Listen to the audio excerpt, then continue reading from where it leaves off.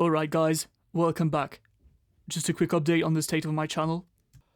In my previous video, I explained that I might have to stop YouTube because of the demonetization of my channel.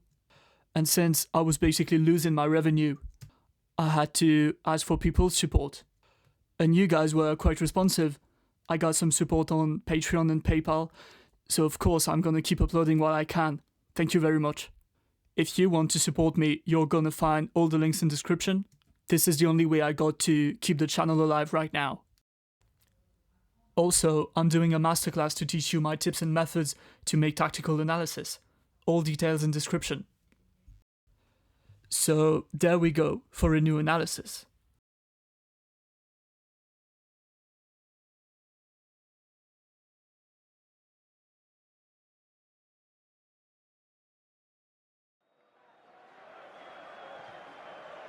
Tottenham hosted the first leg of the Champions League quarter-finals against Manchester City. They managed to win the game 1-0. Let's see what happened tactically.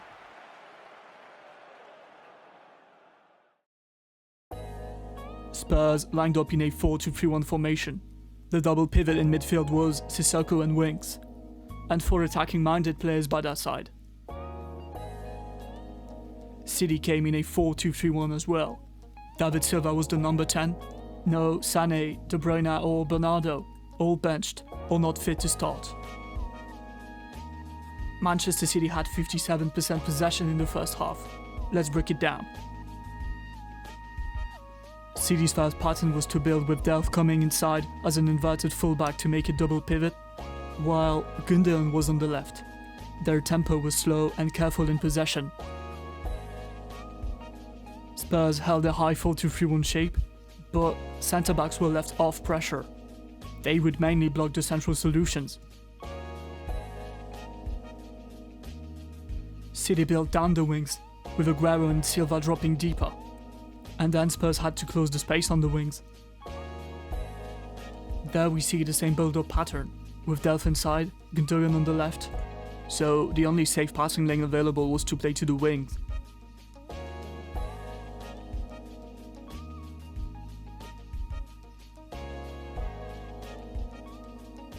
But then, as Spurs were closing the space on the wing, it was very difficult to progress for City.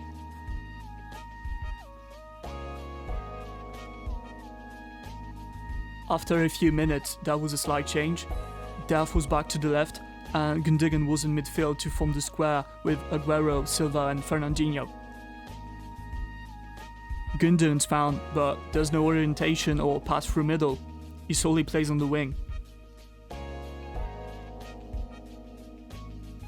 Again, there's no option to progress. That's how careful City was to avoid losing the ball in risky areas of the pitch.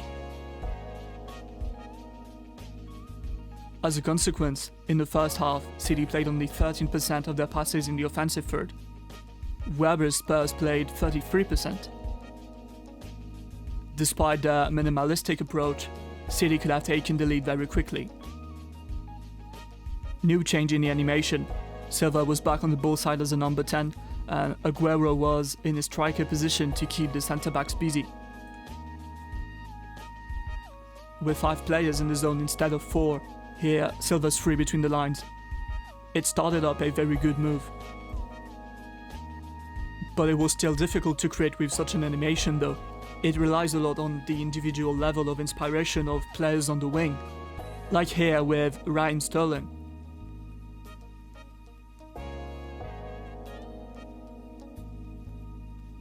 After VAR review, deservedly or not, the penalty was given.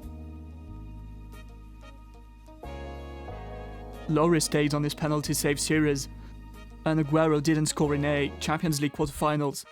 Nothing to report really. But that was obviously a turning point in the game. After this big opportunity, City kept the same animation, with 6 players very low. Aguero was up to create space for Silva between the lines.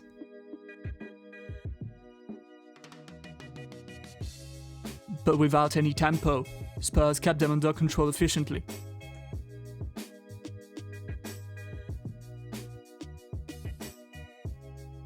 Spurs' shape went from a 4-2-3-1 to a 4-4-2 in the latter part of the first half. They were able to put more pressure on the centre-backs. City played long more and more, without success.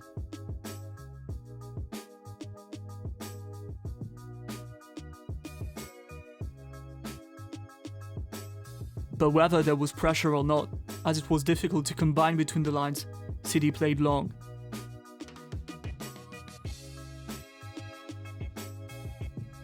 But Aguero was isolated, and without compactness, citizens could not win the second ball either. So, what about Spurs now? City kept a flat 4-4-2 off the ball, with pressure from the forwards. Spurs' plan was to play long to get past that pressure.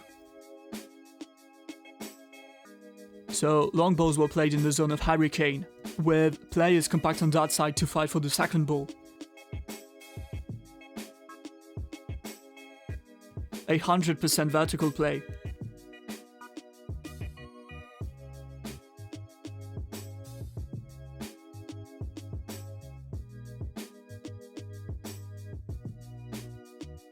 Tottenham had the right plan. Here, for instance, with a high ball loss and counter-pressing, they had 8 shots in the first half, whereas City had only 4. City created almost nothing in the first half. Their best chance besides the penalty was on the set piece.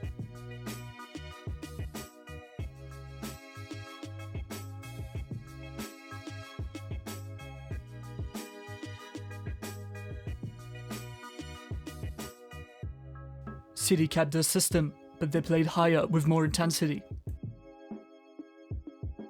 There we see the rigid 4-2-3-1 with the same animation.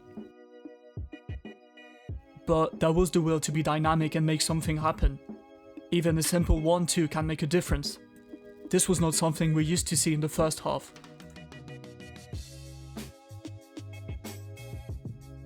With the proper intensity, City were able to create a little bit more danger.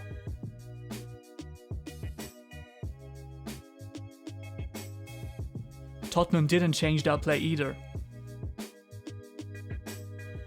Their main pattern was to play to their target Harry Kane, with a lot of compactness to win the second ball.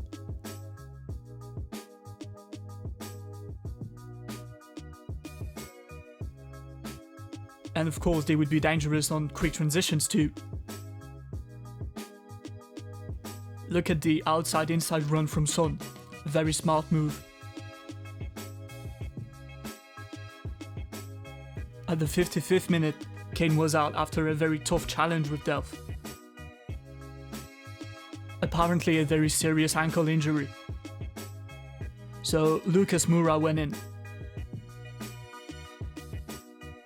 Without their target, Spurs stopped playing long. They would try short build-up instead. But that just made City's 4-4-2 press much more efficient. City spent a lot of time in the opponent's half, with more than 60% possession and 3 times more passes in the final third, compared to the first half. Here again, Vertonghen doesn't play long, easy ball recovery for City.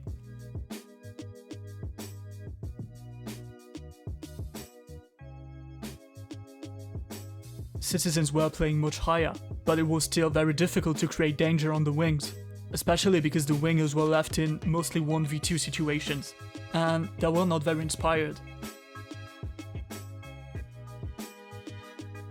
Minute 70, Jesus in for Aguero, but it didn't change anything for City. A few minutes later, and against the momentum, Spurs scored a goal. What's the most striking here is that, at that moment City had an attacking mindset. During the whole action, no one acts like a defender. They're all very passive. And in the end, the goal is just a pure example of individual determination from Son. Very impressive. But seriously, why was there no coaching from Guardiola? He made his changes very late in the game, minute 99. And obviously, Sané and De Bruyne didn't make an impact with so little time spent on the pitch. Finally, we can say that Pochettino had the right approach. Tottenham limited City to 9 shots only, and they managed to score against the momentum without their best player on the field. Thank you for watching. See you next time.